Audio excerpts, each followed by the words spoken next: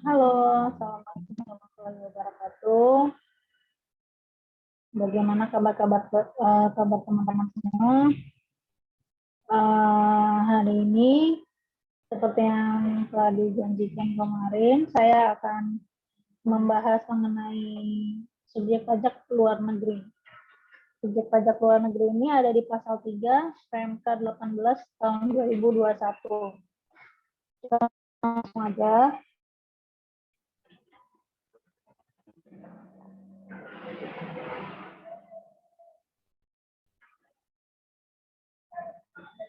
Jadi siapa aja yang menjadi subjek pajak luar negeri ini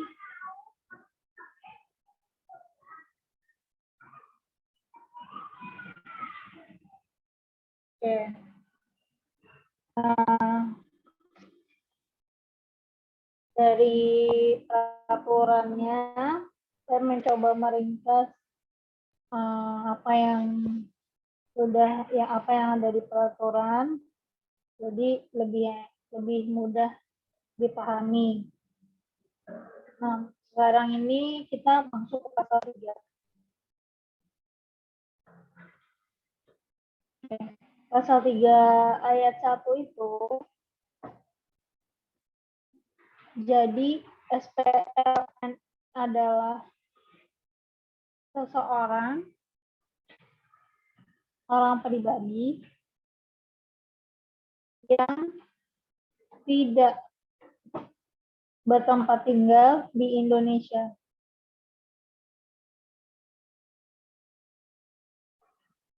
Yang B, WNA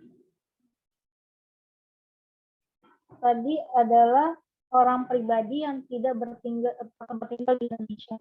Sekarang sebutannya adalah WNA yang tinggal di Indonesia itu tidak lebih dari 183 hari. Jadi kurang dari 183 hari dalam 12 bulan. Kemudian ayat 1C,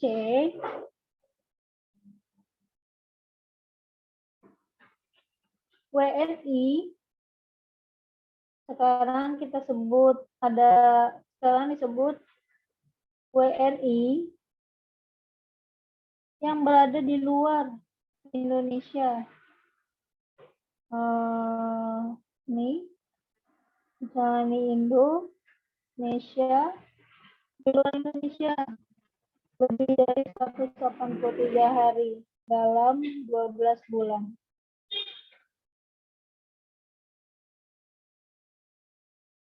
Nah, ini pasal 3 ayat 1A, B, C. Kemudian syarat-syarat di C ini ada syarat-syaratnya. Serta jadi ini atau tidak bertempat tinggal di Indonesia, WNA atau WNA. Jadi ini kan ini orang pribadi yang tidak bertempat tinggal di Indonesia. Yang A ya.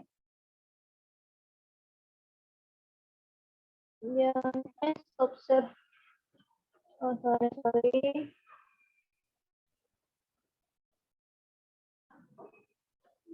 Mana tadi?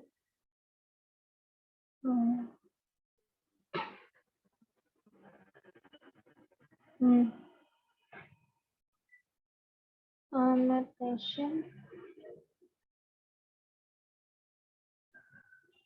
Oke.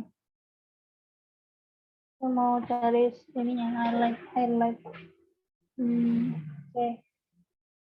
Nih, yang ayat 1A, orang pribadi yang tidak bertempat tinggal di Indonesia. Yang B, WNA, kurang dari 183 hari di Indonesia. Kemudian WNI, di luar Indonesia lebih dari 183 hari. Tapi dengan syarat-syarat. Yang pertama syaratnya,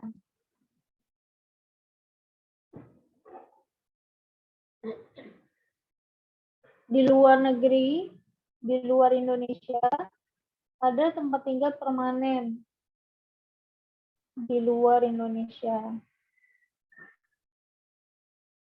Jadi bukan tempat persinggahan. Yang kedua, pusat kegiatan si WNI ini berada di luar Indonesia.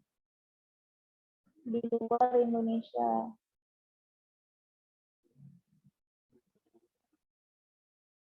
Pusat kegiatannya di luar Indonesia. Apakah itu keterikatan pribadi, ekonomi, sosial, itu berada di luar Indonesia. Kemudian syarat yang ketiga,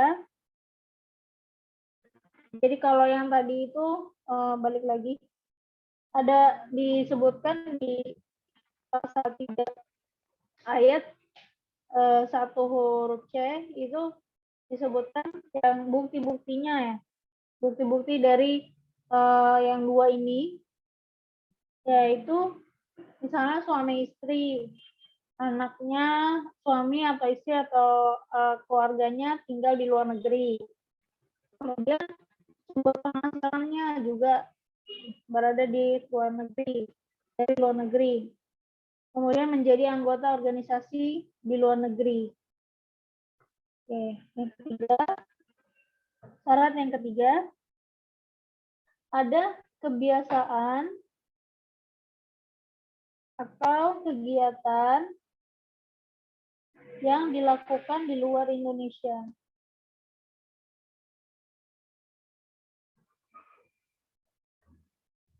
Yang keempat, sudah tentu menjadi SPDN di negara lain.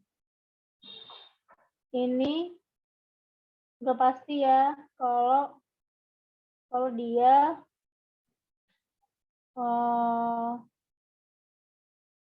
sudah SPLN. Kemudian ada yang kelima itu persyaratan tertentu lainnya. Persyaratan tertentu lainnya itu nanti dijabarkan di pasal berikutnya di PMK ini. Oke. Sekarang yang ayat kedua. Ayat 2. Jadi ini pasal 3 ayat 2 mengenai SPLN. Bagaimana menjadi subjek pajak, bagaimana orang pribadi menjadi subjek pajak luar negeri. Jadi dikatakan di ayat 2, pemenuhan persyaratan sebagaimana yang dimaksud pada ayat 1 huruf C. Kita lihat ya. Ayat 1 huruf C, angka 1, angka 2, angka 3 dipenuhi secara berjenjang dengan ketentuan. Nah, misalnya gini, katanya kalau di ayat 2 ini, yang huruf A, pasal 2 huruf A, menyatakan mengatur pasal angka 1 huruf C, salah, ayat 1 huruf C angka 1 harus dipenuhi.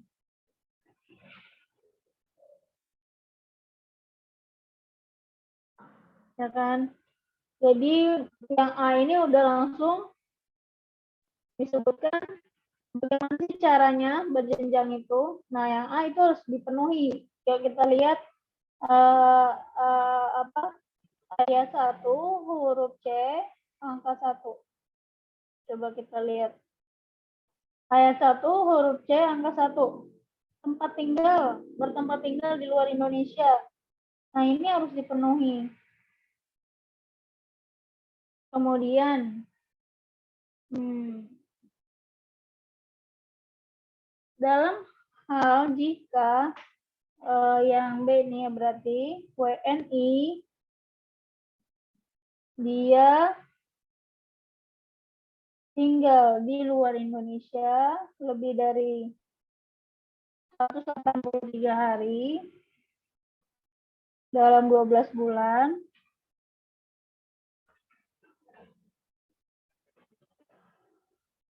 kemudian sudah memenuhi huruf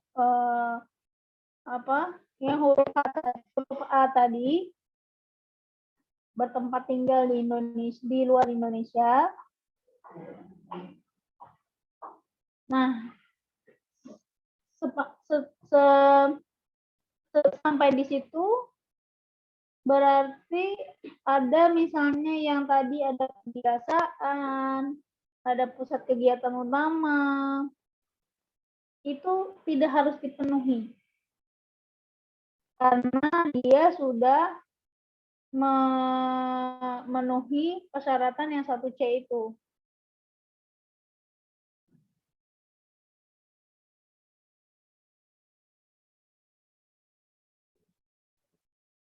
Ya kan?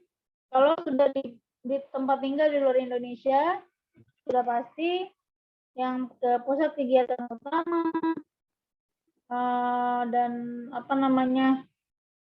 kebiasaan di luar Indonesia itu ya udah selesai tadi di atas itu ya, tadi yang pas dia tinggal di Indonesia, di luar Indonesia, oke, dia sudah jadi SPLN. Demikian. Nah, yang C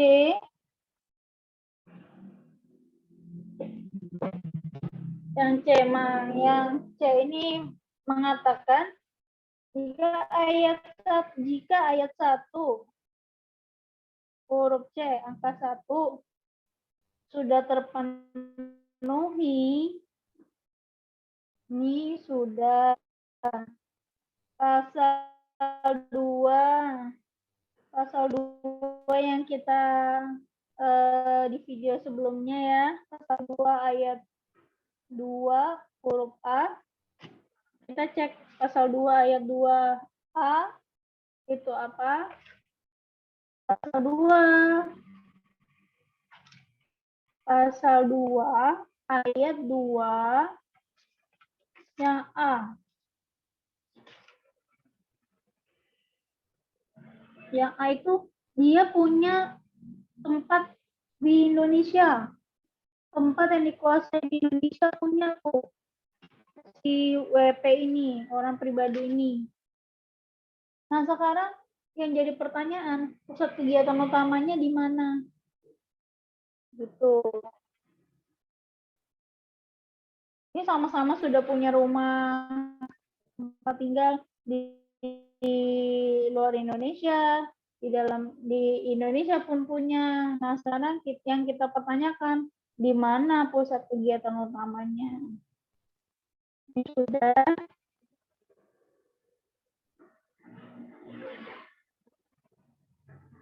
Jadi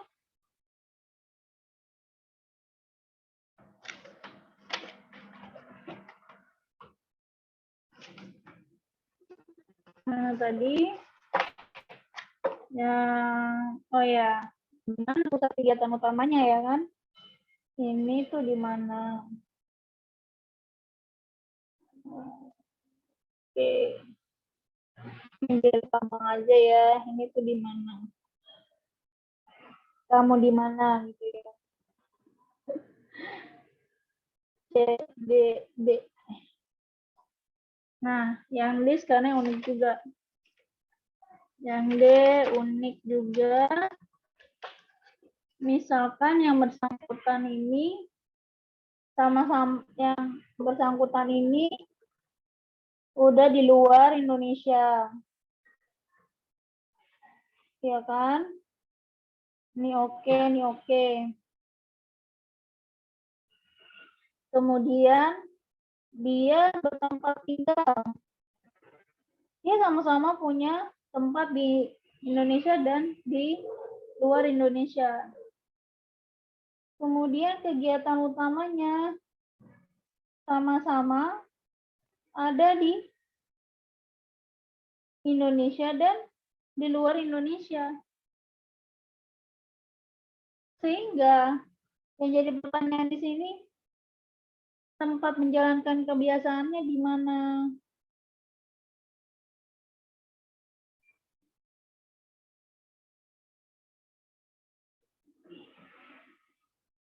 Apa ya kebiasaan itu ya?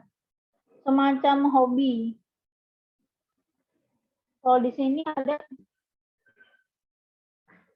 semacam hobi gitu ya.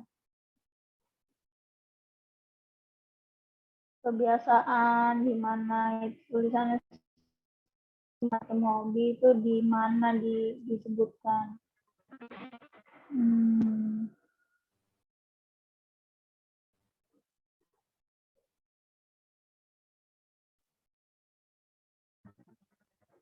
Jadi dikatakan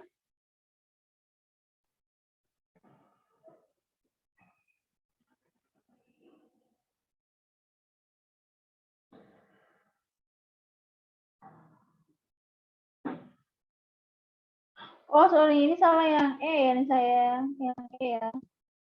Yang E ini begini yang E.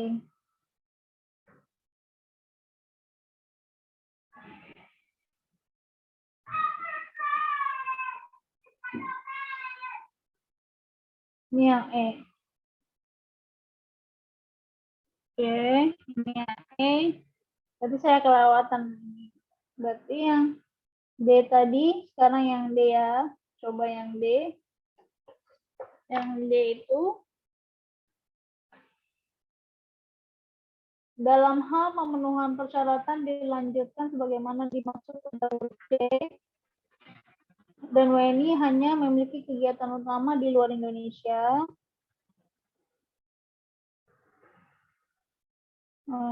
Tadi huruf C kita lihat.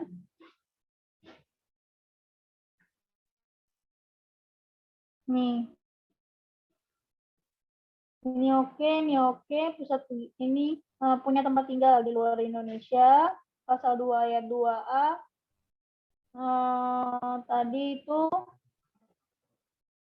pasal 2 ayat 2A.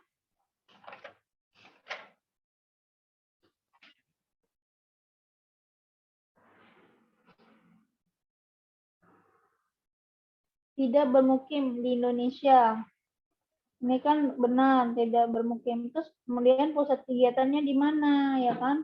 Nah, pusat kegiatannya misalnya di luar Indonesia. Itu yang D.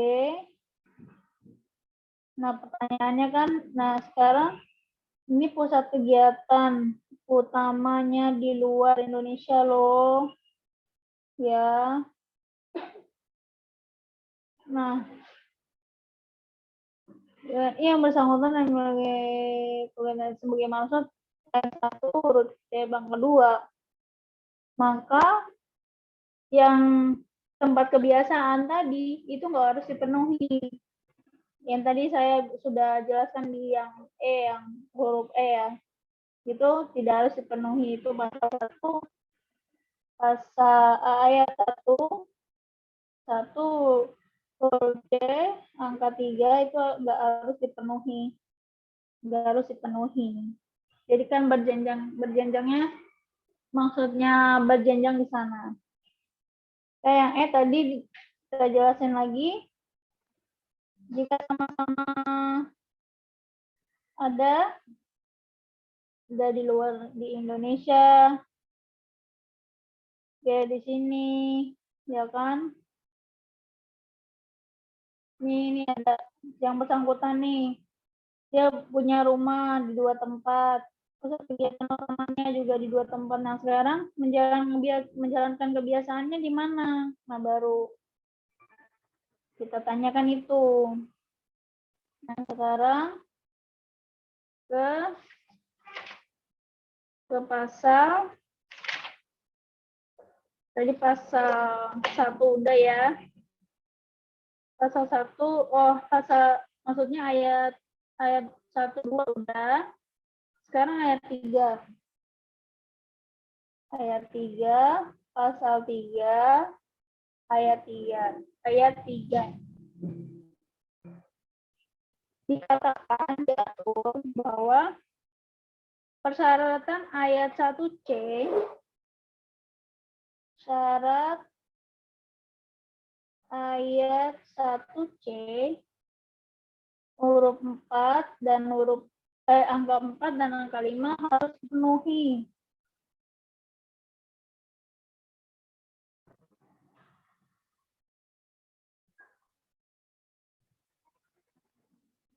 Sebagaimana dimaksud pada ayat 1 huruf C, angka 4 dan 5 harus dipenuhi. Kita lihat. 1C, huruf 4 dan 5, 1C, ayat 1, C, ayat 1 huruf C, mana? Ini ya, 4 ini. Ayat 1 huruf C, 45 itu harus dipenuhi.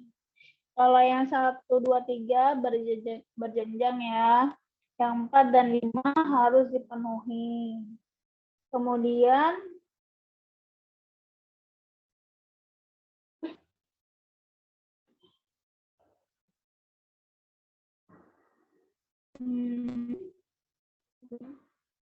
ya sekarang ke ayat 4. Ini dia. Ini ayat 4-nya. Oke. Jika ayat 1 huruf 4 terpenuhi, maka buktinya adalah SK domisili. Jika ayat 1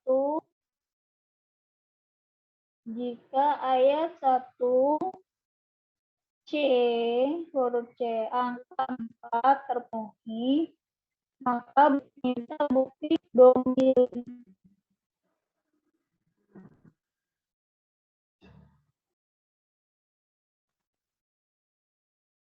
Bukti domisilinya cara-cara juga ada, yaitu menggunakan bahasa Inggris.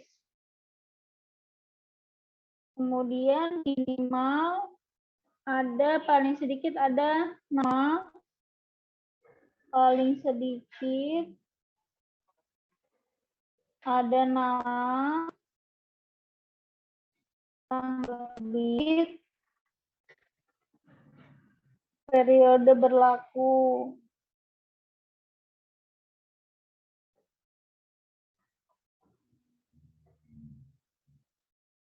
Kemudian nama dan tanda tangan pejabat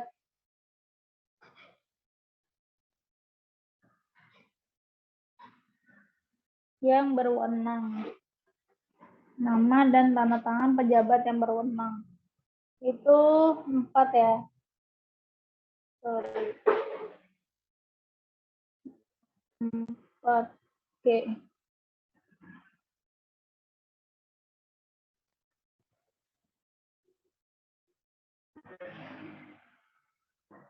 Jadi kalau misalnya sudah SPLN, sudah mengakui nih saya adalah subjek pajak luar negeri, maka pajak BJP minta bukti domisili yang menggunakan bahasa Inggris, paling sedikit itu ada namanya, tanggal penerbitan, periode berlakunya, kemudian ditandatangani oleh pejabat yang berwenang.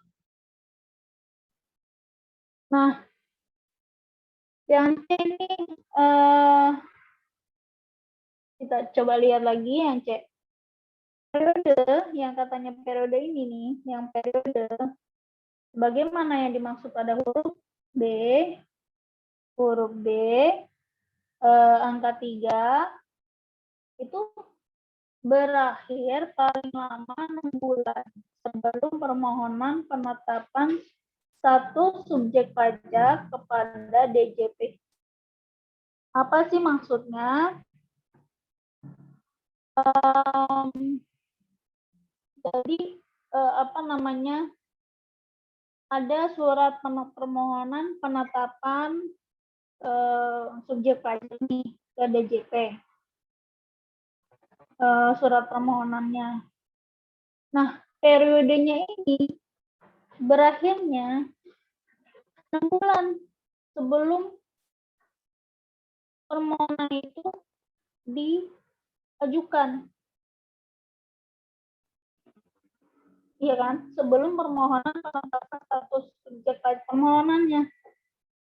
Jadi misalnya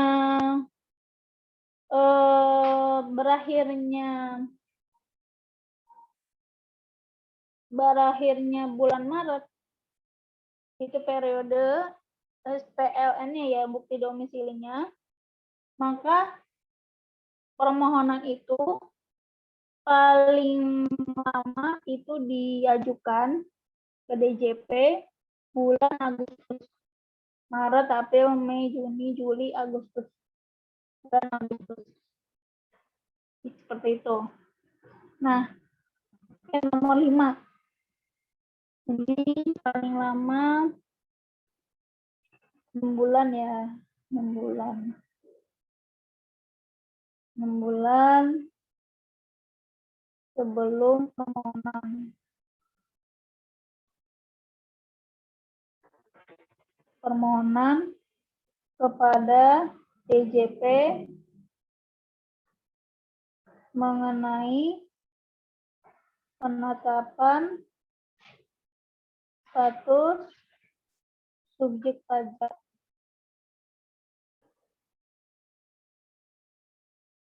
Oke. Sekarang ayat 5-nya.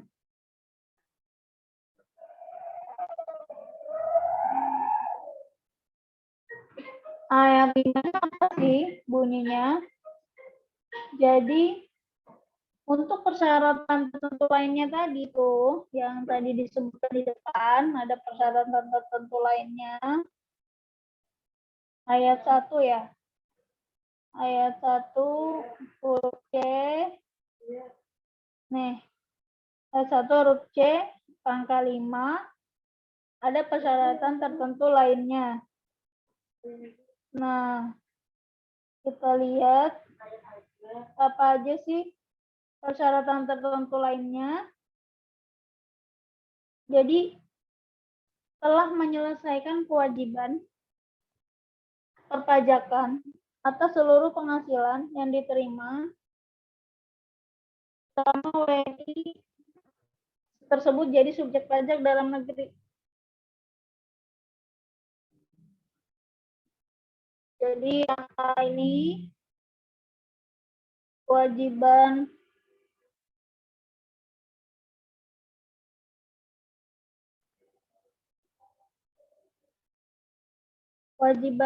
pajak sebagai SPDN sudah diselesaikan.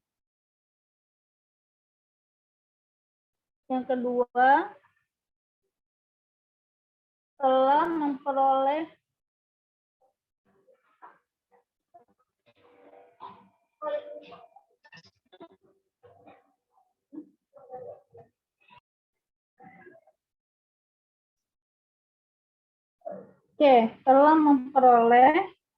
SK menjadi SPLN yang diterbitkan oleh DJP.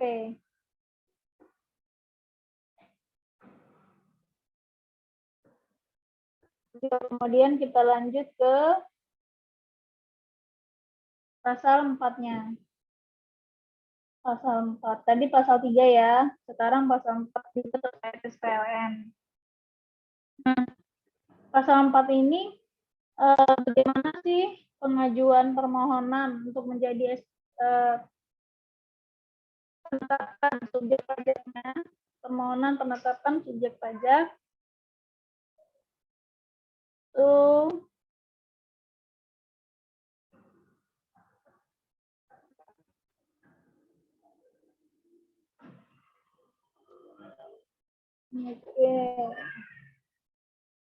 Berarti dimaksud dalam pasal 3 ayat 1 huruf C harus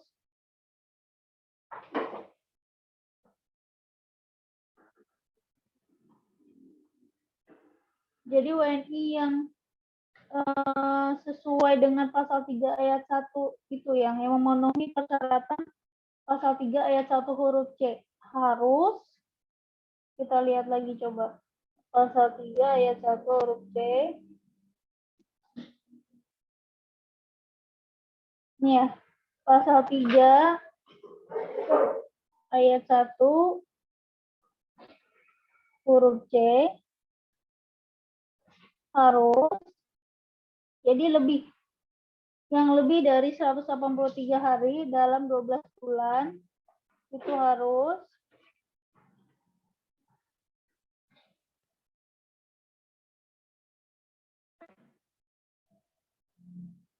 di pasal 3 ayat 1 huruf C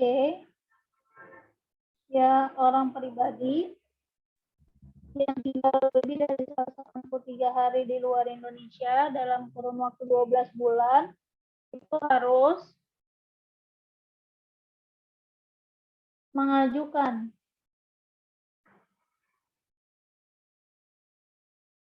permohonan menjadi SPLN.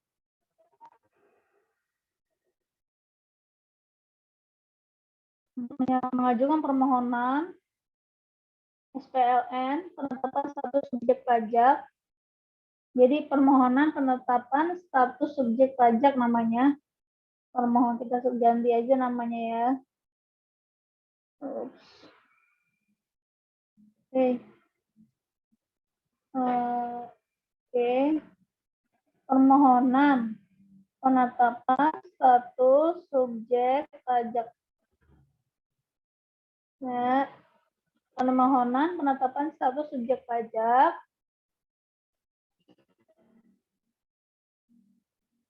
ke DJP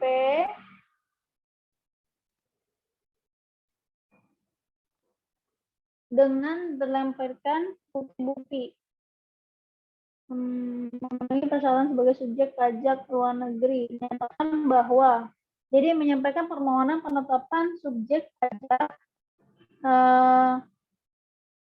bahwa si orang pribadi ini sudah menjadi subjek pajak luar negeri yang sebagaimana yang dimaksud dalam pasal 3 ayat 1 huruf C, ayat 2, ayat 3, ayat 4, ayat 5 huruf A. Kemudian dia yang pertama, yang kemudian ini yang A ya. Ini yang A. Kemudian yang B-nya melampirkan dokumen bukti-bukti yang tadi yang kita sebutkan bahwa sudah memenuhi persyaratan pasal 3 ayat 1 huruf C, ayat 2, ayat 3, ayat 4, dan ayat 5 huruf A. Jadi dokumen sesuai dengan pasal 3 ayat 1 huruf C, ayat 2, pasal 3 ayat 2, pasal 3 ayat 3, pasal 3 ayat 4, pasal 3 ayat 5. Kelihatan nggak ya? Pasal 3 ayat 5.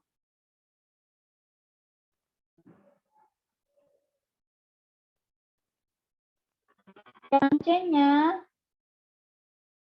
permohonan ini disampaikan secara elektronik.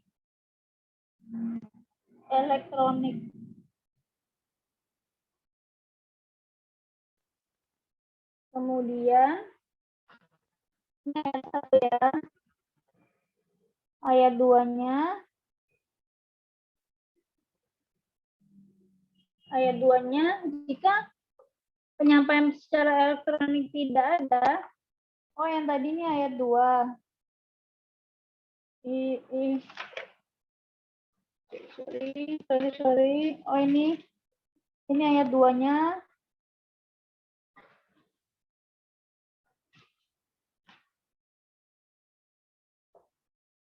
Ini ayat 2, ini ayat 1. Kemudian ini ayat 3. Bisa dengan secara langsung atau pos tercatat, pos ekspedisi tercatat, pos ekspedisi, kurir tercatat,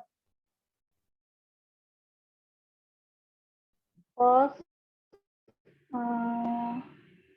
ekspedisi, kurir yang tercatat ya.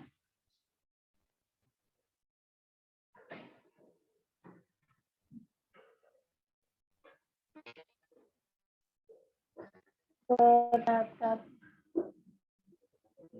Ke KPP wajib pajak terdaftar. Ke KPP terdaftar. Di mana WP tersebut terdaftar sebelumnya. Gitu. Jadi kita yang ini pasal 3 ayat 1 huruf C, pasal 3 ayat 2, 3 ayat 3, 3 ayat 4, 3 ayat 5, itu tadi yang kita ada pasal 3 ya, ayat 1. Kita lihat lagi ya. Nih, pasal 3 ayat 1 huruf C. Lebih dari 183 hari dalam kurun waktu 12 bulan. Ini bisa dibuktikan dengan paspor, punya tempat tinggal di luar Indonesia, punya sertifikat di luar Indonesia, kegiatan umpamanya di luar Indonesia, punya kontrak kerja misalkan di luar Indonesia, kemudian kebiasaan di luar Indonesia, bisa ada misalnya ikut organisasi di luar Indonesia, itu bisa kartu anggota misalkan, apalagi ya, iya kartu anggota bisa misalnya ikut klub di luar negeri. Yang keempat, sudah menjadi resident di negara lain. Nah, ini kan yang tadi bukti domisili. Bukti domisili yang menggunakan bahasa Inggris, ada paling sedikit nama, periode, setelah itu apalagi tanggal terbitnya ditandatangani oleh pejabat dan pejabat yang berwenang. Yang kelima ini persyaratan tertentu lainnya. Tadi yang disebutin yang 5A, kewajiban pajaknya sudah diselesaikan. Kemudian setelah yang 5A itu udah nih 35A. Jadi sudah menyelesaikan kewajiban pajak di dalam negeri. Nah, sekarang yang pasal 4 ayat 3. Tadi udah tercatat, dikirimkan langsung atau pos tercatat. Kemudian ayat 4-nya, Kepala KPP menerbitkan SKWNI. Kepala ini teknis di cara kerja di ayat 4 sampai 8 ini di teknis mengenai permohonan penetapan status penetapan subjek pajak itu di KPP-nya seperti apa. Jadi Kepala KPP menerbitkan SKWNI menjadi ada ininya ini ya. SKWNI memenuhi persyaratan menjadi SPLN. SKWNI memenuhi persyaratan menjadi SPLN. Oke. Yang ke yang huruf B, surat penolakan. Surat penolakan ini harus dilakukan dalam jangka waktu 30 hari setelah permohonan diterima. Lengkap. Kemudian ayat 5-nya. Jika 30 hari, dikatakan di ayat 5, diatur di ayat 5, jika 30 hari sudah lewat, maka berarti sudah disetujui permohonan tersebut. 30 hari sudah lewat,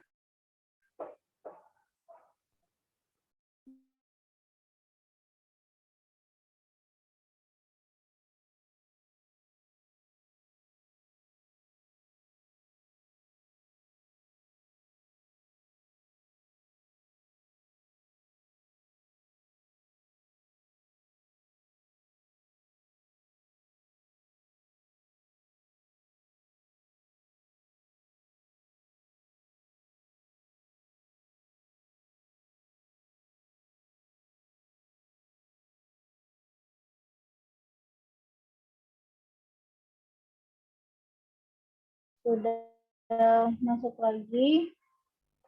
Mana dia? Share screen.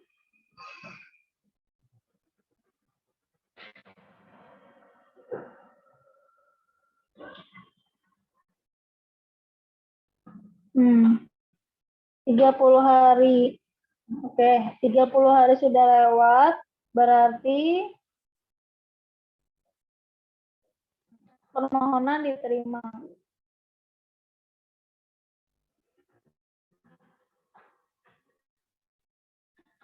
Oke. Kemudian ayat 6. Kepala KPP, ya jadi yang kalau 6 ini setelah 30 hari lewat nih, dalam waktu 5 hari, 5 hari, SK WN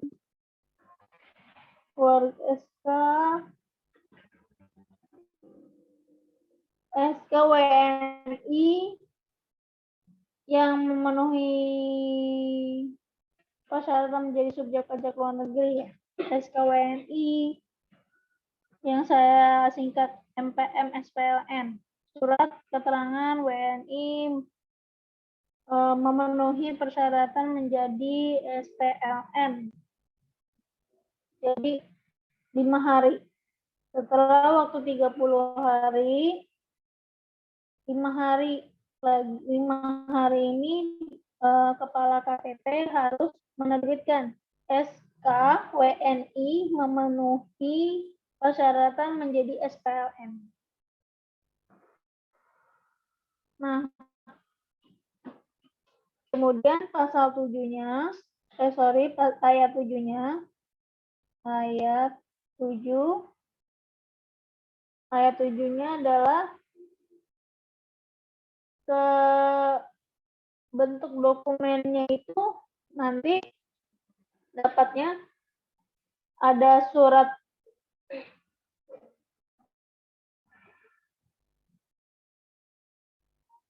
ada lampirannya, yaitu permohonannya, SK-nya, atau surat penolakan. Lampirannya kan antara ada SK atau surat penolakan dan surat permohonan.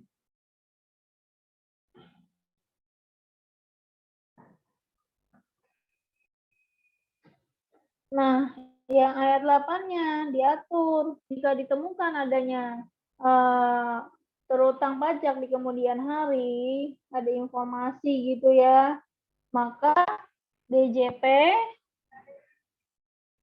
dapat mengeluarkan ketetapan pajak, surat ketetapan pajak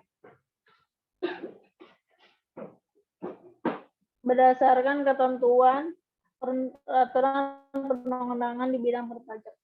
Demikian itu yang berkaitan dengan SPLN.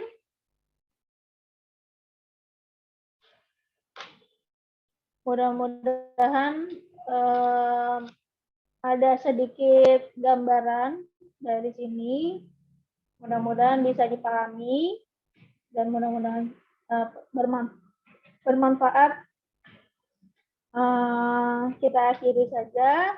Terima kasih sudah menonton. Terima kasih sudah menyimak dari awal sampai akhir. Demikian, semoga bermanfaat. Assalamualaikum warahmatullahi wabarakatuh.